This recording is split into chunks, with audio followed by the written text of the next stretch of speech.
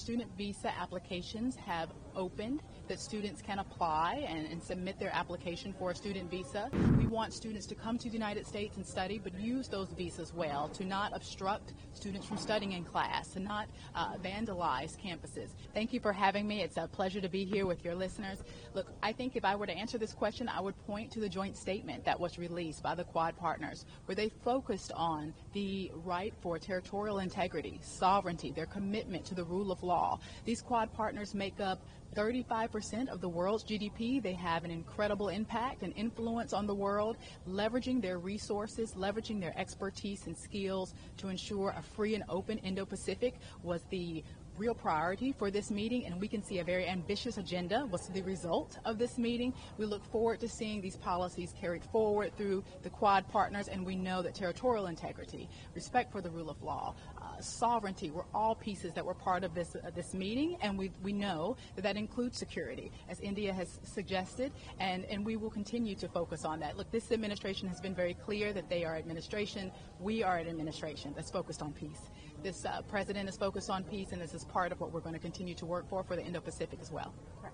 Now, can you provide an update on the India-U.S. trade deal, particularly given its recent indications that the agreement is nearly finalized? The president said that time again. We heard the press secretary say that. Was there any conversation between Dr. Jaishankar and the secretary on that front?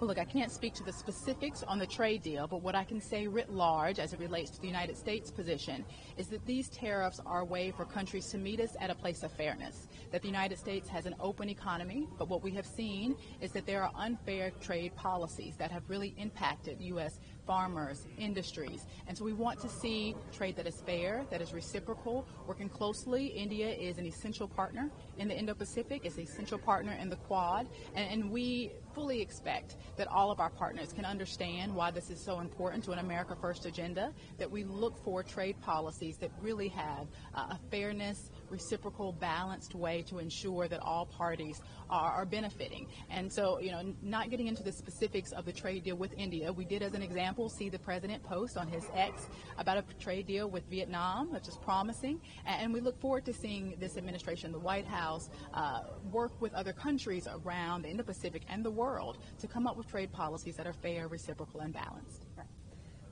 Could you elaborate about the specific concerns of the United States and the other Quad partners regarding the situation in the South China Sea? That was discussed, definitely. It was raised by the foreign ministers. Could you talk to us more about it? Absolutely. We heard from the 4 Quad partners in the joint statement that there are serious concerns about the situation in the East China Sea, the South China Sea.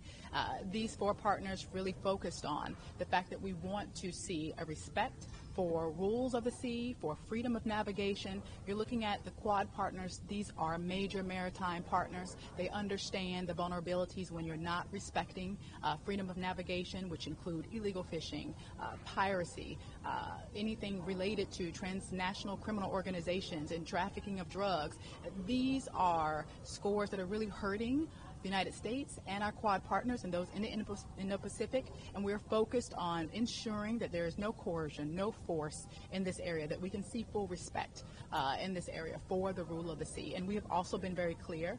We heard in the joint statement, I believe it was listed twice in that joint statement, the unity, the commitment from the Quad partners to focus on maritime security. Now, on the student visa issue, there is a serious concern in India, a lot of students who come here to study. Can we expect an announcement or any movement on that front? Was that discussed between the 2 leaders on the student visa issue?